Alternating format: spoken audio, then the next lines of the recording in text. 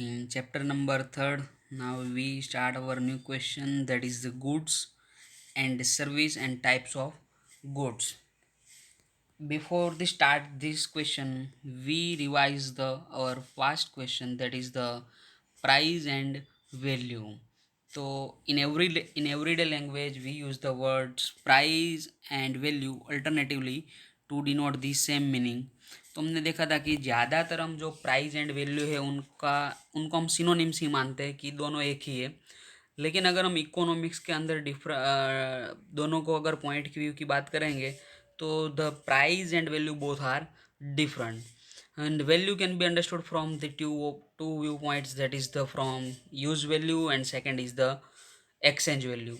Use value is determined by the usefulness of commodity to a consumer for our various needs, example food, sunlight.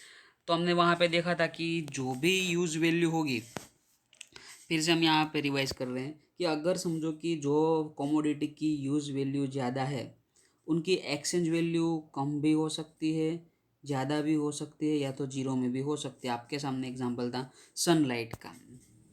And then exchange value की अगर हम बात करें तो when a commodity is exchange for another commodity then the worth of one unit of this commodity is measure in terms of amount of the other commodity, that is the. यहाँ पे हम बात कर रहे हैं कि अगर एक पर्सन है ए एंड उनके पास 1 kg वीट है, और अगर हम सामने बात करें तो है बी 1 kg राइस। तो हम यहाँ पे पता है कि अगर ये 1 kg वीट किसको दे रहा है, बी को, तो और बी सामने राइस दे रहा है, तो यहाँ पे 1 kg वीट की एक्सचेंज वैल्यू क्या हुई, 1 kg ऑफ राइस।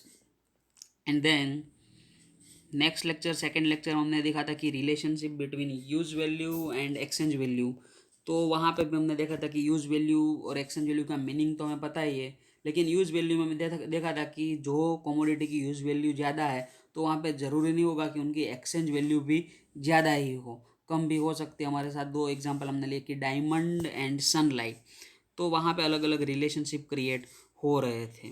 और अगर हम बात करें कि अगर समझो कि गुड्स जो है उनका जो अनलिमिटेड सप्लाई होगा या तो उनके ऊपर किसी का कंट्रोल नहीं होगा, example the air and sunlight, तो वहाँ पे उनकी यूजफुलनेस वेरी हाई बट उनकी एक्सचेंज वैल्यू नहीं है। And in economics use of the word value is usually in context of exchange value of commodity with another commodity.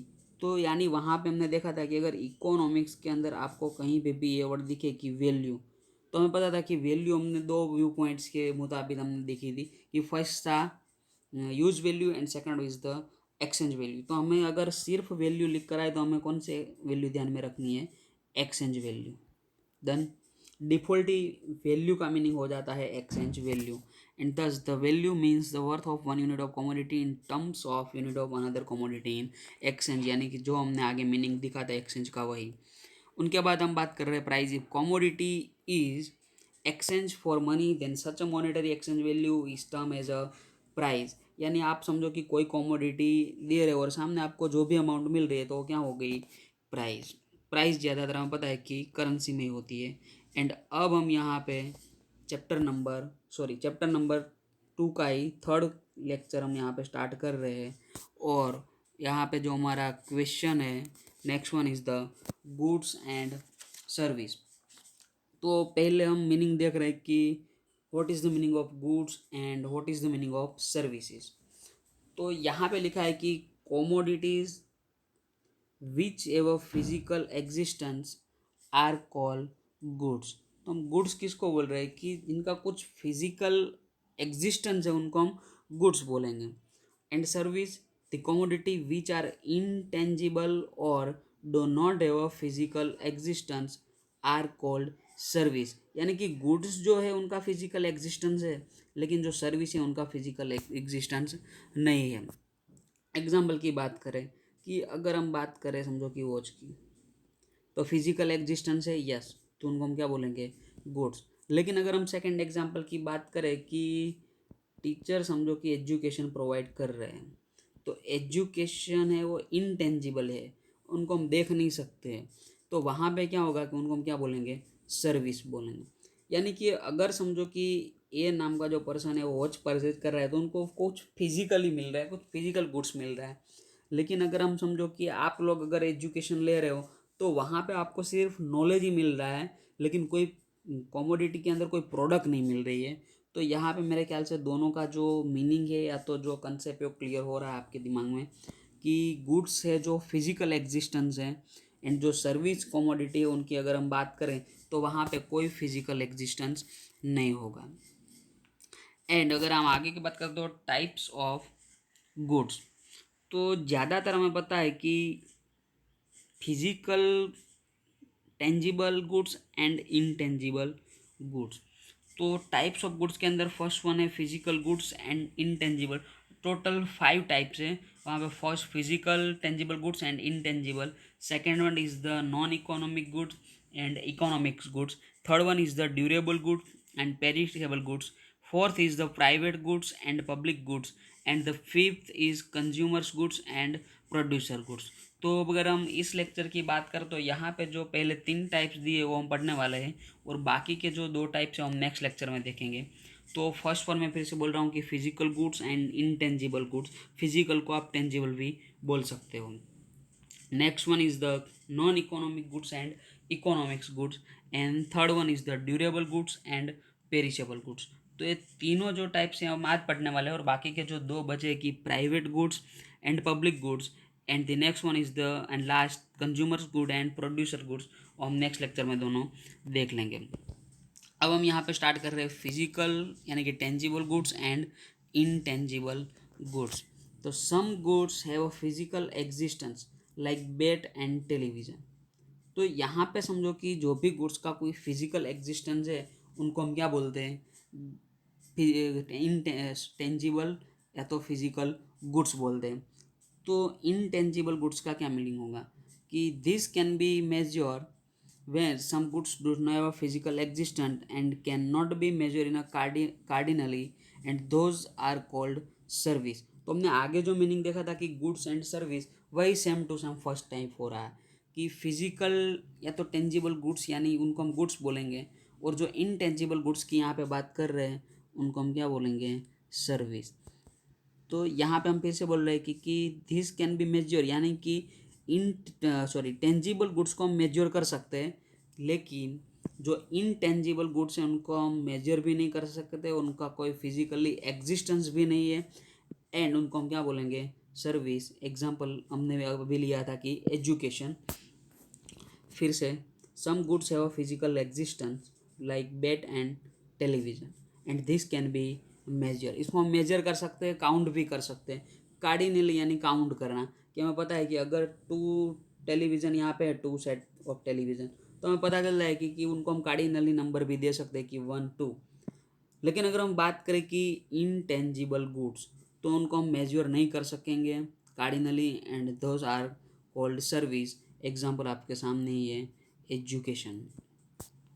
Now we will learn the next type, that is the non economic and economic goods। अगर हम non economic goods की बात यहाँ पे करें, the goods which do not command exchange value are called non economic good, and they are abundant supply and consume by people. Example ही हम ध्यान में रखते हैं कि एयर एंड सनलाइट।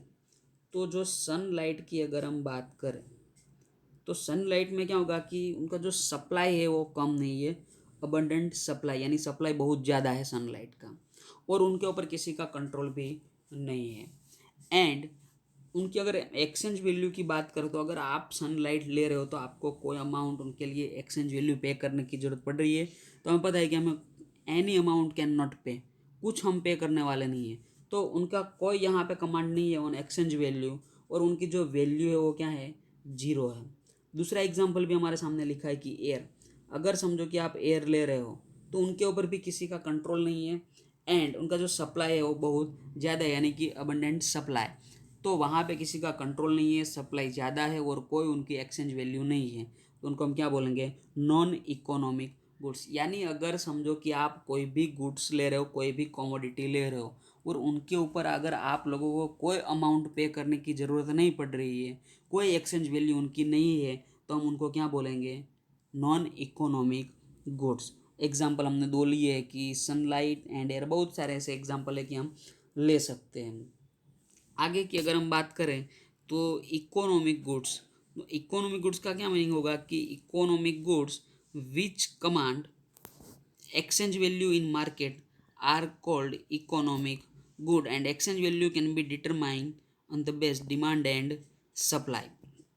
हमें यहाँ पे एक चीज़ तो पता चल गई कि नॉन इकोनॉमिक में हमें कोई अमाउंट पे करनी नहीं है। मैं फिर से लग रहा हूँ कि कोई रुपीज़ हमें पे करने की ज़रूरत नहीं है, लेकिन जो इकोनॉमिक गुड्स है वहाँ पे हमें अमाउंट पे करने की ज़रूरत पड़ेगी, क्योंकि उनकी कुछ एक्सचेंज वैल्यू वहाँ पे होगी। In the market call economic goods and exchange value can determine on demand and supply. अगर हम यहाँ पे बात करें कि उनके ऊपर किसी का सप्लाई के ऊपर कंट्रोल भी रहेगा एंड उनके हमें मार्केट वैल्यू जो भी होगी वो पे भी करने की ज़रूरत पड़ेगी।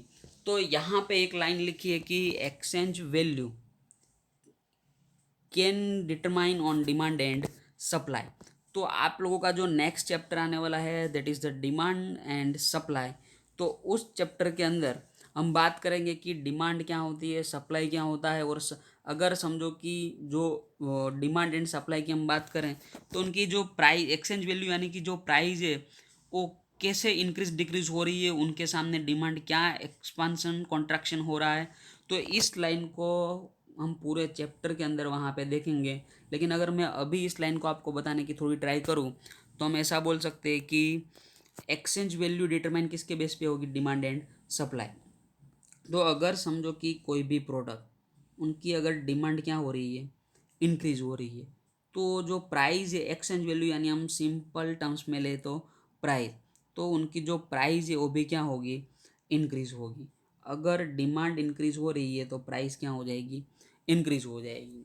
तो यहाँ पे क्या हुआ कि एक्सचेंज वैल्यू डिटरमाइन तो हुई किसके बेस पे, डिमांड। हमें पता है कि आज के दिन की अगर हम बात करें इकोनॉमिक्स के अंदर तो जो गोल्ड है उनकी डिमांड बढ़ रही है, क्योंकि जो भी रिच मैन है अपने स्टेटस के लिए क्या परचेस करते हैं, गोल्ड। तो गोल्ड की अगर डिमांड बढ़ेगी तो उनकी जो प्राइस है वो भी क्या होगी, इंक्रीज। तो हम जो पूरा जो कंसेप्ट है वो हम नेक्स्ट चैप्टर में देख लेंगे कि डिमांड एंड सप्लाई की इफेक्ट कैसे हो रही है प्राइस के ऊपर, एंड प्राइस की इफेक्ट कैसे हो रही है डिमांड एंड सप्लाई के ऊपर। And the third one is the durable goods and perishable goods। तो durable goods can B use for long period of time and repeatedly. Example यहाँ पे हमारे सामने ये कि शूज़ की हम बात कर सकते हैं, एंड दूसरा है कि क्लॉथ्स कि जो लॉन्ग टर्म तक हम उनको रख सकते हैं, एंड उनका जो यूज़ है वो रिपीटेडली यानी सिर्फ सिंगल टाइम यूज़ नहीं है वो प्रोडक्ट कि हम एक ही बार उनको यूज़ करें और वो बात ख़त्म। लेकिन यहाँ पे हम उनको ज़्यादा से ज़्यादा टाइम उनका यूज़ भी कर सकते हैं, और जो लॉन्ग टर्म तक लॉन्ग पीरियड ऑफ टाइम तक तो उनको हम यूज़ कर सकेंगे, तो उनको हम क्या बोलते हैं, ड्यूरेबल गुड्स। फिर से durable goods can B use for long period of time and repeatedly, यानी कि हम लॉन्ग टर्म तक उनको यूज़ कर सकते हैं, और not can use for only single time, but we can use for repeatedly. Example है शूज़ और क्लॉथ्स। आपको पता है कि अगर आप क्लॉथ्स की बात करो तो क्या आप एक ही बार पहनते हो, नहीं, क्लॉथ्स का यूज़ हम 1 साल या तो 1.5 साल के लिए लॉन्ग टर्म तक करते हैं। अगर अच्छी कंपनी है कि रेमंड है तो उनका आपको पता है कि क्लॉथ्स 3 साल तक कुछ नहीं होता है उस क्लॉथ में, तो ड्यूरेबल गुड्स हैं। और उसके सामने अगर हम पेरिशेबल गुड्स की बात करें तो perishable goods can not last for a long time and are consumable only once. Example है आपके सामने फ्रूट्स। अगर हम बात करें पेरिशेबल गुड्स की तो उनको हम लॉन्ग टाइम तक उनका यूज़ भी नहीं कर सकेंगे। अगर हम फ्रूट्स की बात करें, कोई भी फ्रूट्स हैं हमने आज परचेज़ किया तो हम उनको एक बार ही कंज्यूम करने वाले, एक बार ही यूज़ करने वाले, बाद में बात ख़त्म। एंड लॉन्ग टाइम तक भी हम उनको रख नहीं सकते। अगर आप आज फ्रूट कोई भी परचेस कर रहे हो, आफ्टर वीक आफ्टर 10 डेज वो फ्रूट देखो तो आपको पता है कि वो पेरिशेबल है, कि बिगड़ जाती है प्रोडक्ट। तो यहाँ पे मेरे ख्याल से जो तीनों टाइप्स हैं हमारे, टोटल 5 टाइप, मैं फिर से रिवाइज कर रहा हूँ, physical goods and intangible goods, next one is the non economic goods and economic goods, and the third is the durable goods and perishable goods। And उनके बाद जो फोर्थ हमारा पॉइंट आ रहा है कि फोर्थ की अगर हम बात करें तो प्राइवेट गुड्स, लिख रहा हूँ यहाँ पे मैं ऐसे ही, private goods and public goods. ये फोर्थ है। जो लास्ट फिफ्थ है वो है consumers goods and producers goods. तो अलग अलग जो टाइप्स हैं हमने वो देखे कि टोटल 5 है, उनमें से जो 2 है private and public and fifth is the consumers goods and producer goods. उनको हम नेक्स्ट लेक्चर में देखेंगे। और यहाँ पे अगर हम फिर से तीनों पॉइंट को रिवाइज करें तो first one is the physical यानी कि टेंजिबल गुड्स एंड इनटेंजिबल। तो फिजिकल गुड्स में जो गुड्स उनका एग्जिस्टेंस कुछ होगा physically, like bed and television, और उनको हम कार्डिनली मेजर भी कर सकते हैं। जबकि intangible goods cannot be measured in cardinally and those are called service। Example education, जो हमने आगे भी गुड्स एंड सर्विस में देख लिया था। नेक्स्ट की हम बात करें तो non economic goods and economic. अगर आप कोई भी गुड्स ले रहे हो उनके लिए अगर आपको कोई भी अमाउंट पे करनी पड़ रही है तो इकोनॉमिक गुड्स होगा, यानी कि दिस। लेकिन अगर आपको कोई अमाउंट पे करने की ज़रूरत नहीं पड़ रही है तो क्या होगा, non economic goods. And then the third one is the durable goods and perishable goods. तो वहाँ पे अगर हम बात करें कि durable goods can be for a long period of time and use repeatedly. हम उनको लॉन्ग टर्म तक यूज़ भी कर सकते हैं एंड रिपीटेडली यूज़ करते हैं, not for single time. Example है आपके सामने shoes and clothes. And the next one is the perishable and that is the goods cannot last for long time and are consumable only once, that is the fruit। कि जो fruit है उनका use only for single time and we can't use for a long time and use for only single. Done. तो यहाँ पे जो तीनों point आज के हमारे थर्ड लेक्चर था 11th का, कि हम तीनों पॉइंट देख रहे हैं कि सिंपल ही है। और अगर हम पहले से ही बात करें इस चैप्टर की तो फंडामेंटल कंसेप्ट एंड टर्मिनोलॉजी, तो वहाँ पे हमने जो फर्स्ट क्वेश्चन देखा था कि price and value, price and value के अंदर यूज वैल्यू, एक्सचेंज वैल्यू और दोनों के रिलेशनशिप की बात की थी। नेक्स्ट वन हमारा था कि गुड्स एंड सर्विस, जो हमने पहले जो क्वेश्चन था पूरा प्राइस एंड वैल्यू, उनके अंदर ही 3 पॉइंट थे, use value, exchange value and जो थर्ड पॉइंट हमारा था कि relationship between use value and exchange value. And उनके आगे की अगर हम बात करें तो सेकंड हमारा क्वेश्चन था गुड्स एंड सर्विस, जो हमने थर्ड लेक्चर में स्टार्ट किया है। और उनके अंदर भी अगर हम बात करें तो टाइप्स ऑफ गुड्स, उसमें फर्स्ट था physical and intangible goods, second one is the non economic goods and economic goods, and the third one is the durable and perishable, fourth is the private goods and public goods, and the fifth and last is the consumer goods and producer goods. तो यहाँ पे जो 5 total types थे उसमें से हमने 3 देखे, और यहाँ पे मेरे ख्याल से तीनों का कंसेप्ट आप क्लियर हो रहे। और जो नेक्स्ट लेक्चर की अगर हम बात करें तो वहाँ पे वेल्थ एंड वेलफेयर का क्वेश्चन आएगा, और उनके मीनिंग भी है, कैरेक्टरिस्टिक्स है, टाइप्स है, उनके बाद वेलफेयर है। तो ज़्यादातर अब जो पूरा चैप्टर हम यहाँ पे बात करें तो मोस्ट ऑफ चैप्टर यानी 30-40% हमने कंप्लीट कर दिया है चैप्टर, और बाकी का जो 65% रिमेनिंग है वो हम आगे धीरे धीरे चैप्टर को ख़त्म करेंगे। Thank you.